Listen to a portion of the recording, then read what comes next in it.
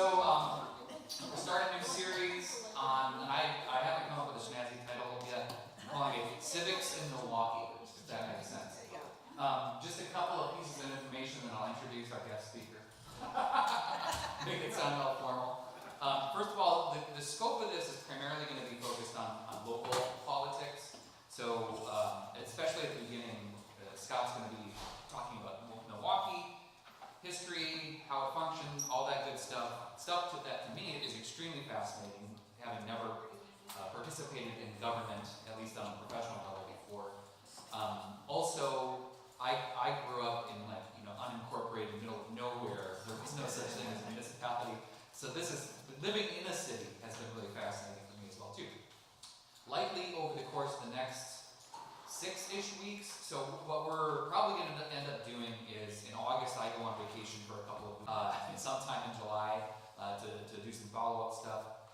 I'm going to be looking primarily at the new social statement that the ELCA is working on, which is civic engagement in public life, which coincidentally relates very well to what we're talking about. And just kind of a heads up on that one, the document, the social statement that the ELCA is working on is one that it's been working on for a while, but it's in response, frankly, to the rise of Christian nationalism.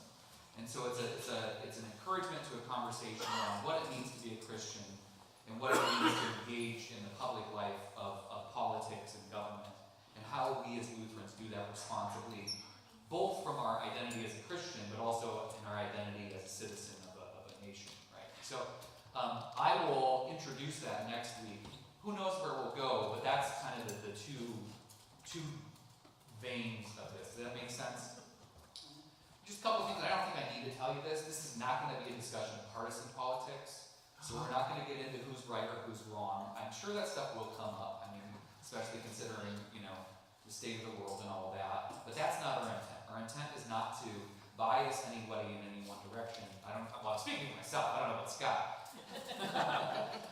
But it's to inform. It's to inform and teach you a little bit of history. Sound good? Sounds good. All right. Scott Stover is one of our members, one of our council members, and is the current city reporter. Not the reporter anymore. Clerk. No, you're the reporter. Elsewhere in the United States, you're a clerk. Yeah. So I'll give you the line now. Thank you, Jesse. Good morning, everybody. Morning. Morning. Is this a good spot for me to stand over? Wherever you want. Okay. Scott. Good to be with you all. I love giving this talk. I give this talk all the time for my day job, and so an opportunity to blend it with my life here is amazing. The risk we run, as Jesse sort of alluded to, is this is going to take me more than an hour because I can talk about this for a lot.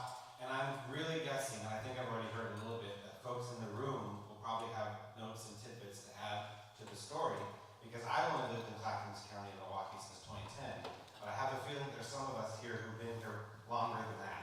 So the way I usually like to do this is I talk. If you have questions, please feel free to interrupt me and raise your hand. Let's talk about it when we're on that slide. If you have questions or comments or things to add, let's make this informal. The less you have to hear my voice, the better for everybody. I'm out yelling in a very small room, and it was great, but here You want to we give go. us a little tune now? Um, That was good. I said very good. So, warm up church. Anyway, so very happy to be here. I love talking about Milwaukee history, and I will cover a whole reasons why I got into the position that I have and get to tell this story. So, we'll go ahead. Next slide, first slide. That's good. That's in my technology already. Is there an Auburn City in the east? I was wondering. The short answer is yes. Oh. There's even another one in the west. Okay. But we don't acknowledge. Most of what I will talk about is about the city proper. Worth every Yes. moment. Yes, and in the last 10 years, they've done an amazing job of cleaning it up and having some really good, fresh exhibits detailing Milwaukee history. So, with the Historical Society and with some other partners, including the Confederated Tribes, the Grand Ron, and some other groups, we've really tried to tell the story as much as we can and as reasonable, given the resources that we have in the city, to document this story before the 1840s, but sadly we don't know a lot. So I I just have two very quick slides to begin with. History before the 1840s. So I know only enough to say some of these words, and if you need scientific questions beyond that, I'll have to defer you to Google. But the slide before that was a picture. Does anybody know where that picture was? Or Elk Rock Island. That was Elk Rock Island. That's right. We know that the valley and this area was part of the Missoula flood, right? That came down after the last ice age and carved out the hills and the rocks and the mountains that we have. And we know that this specific area was geologically interesting because Elk Rock Island is actually the tip of the oldest volcano in this area. I don't know if it's active. Someone once told me it was, but again, I'm not a geologist, but maybe not active. I have to check, But it is a very ancient rock formation, and so for that reason, amongst the reasons just getting out and walking around in nature, I highly encourage you to try to visit Elk Rock Island. Who's been to Elk Rock Island before? Good, a lot of us, okay. Very accessible, mostly accessible during the summer especially. This is an image of what is the land bridge between the mainland, the eastern bank of the Lemon River, and the island. When it dries out, and it's been drier these last few years, the bridge is pretty accessible most of the part of the year. Did they clean out the transient camps? The history and story of the maintenance of the island is interesting. We do what we can to respond as quickly as we can.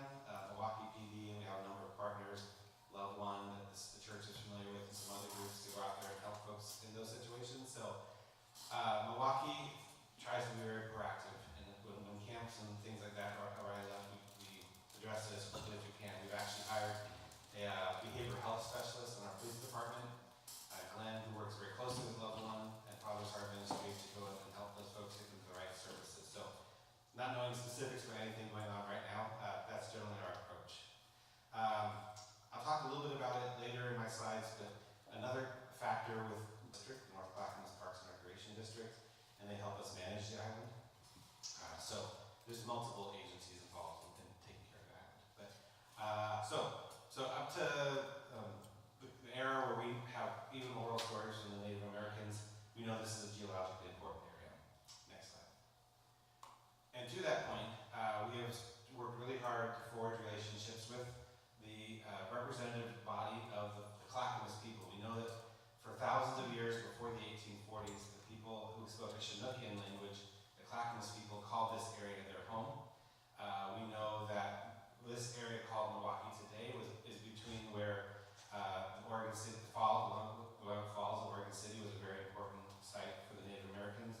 Regional, across inland North America to the coast, the falls are very important, and we know that the village, Loma Villages, where Portland is, was also an important site, as was the confluence of the Willamette and Columbia rivers.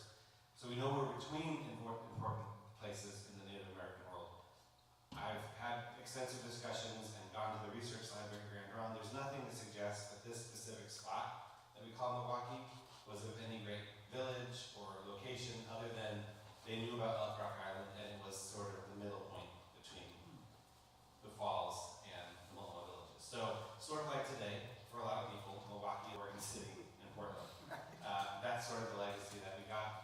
We don't have any evidence that there was a village here, like I said, but in recent years, the city has worked to build this partnership with the Grand Ronde, and in 2019, the city council started reading this native land acknowledgement, which acknowledges that this is the homeland of the Clackamas people, and in the 1850s, there was a treaty signed with the federal government, which resulted in much of the land being ceded to the U.S. government, and then Native Americans who lived here, who were still living here in the area in the 1840s, were removed to the Grand Ronde Reservation. How we tell this story here in Milwaukie and culturally, we're still working on it, right? It's a tough thing, in some quarters and some stories to acknowledge what was done, to acknowledge the roles of the institutions from the federal government, to local governments, to local community members, to the church played in that role, in that story, but the city council has read this at the beginning of all of our regular session meetings since then. So that's sort of the bulk of what we know. We know that there were people in the area. I've heard a story of a lodge, a Native American lodge, sort of more in the Jennings Lodge area down south of here. It was still around when white people started showing up in the 1800s. but beyond that, not much is specific to what is now the city of Milwaukee. So that leads us into the 1840s. Folks start showing up. There's actually a new book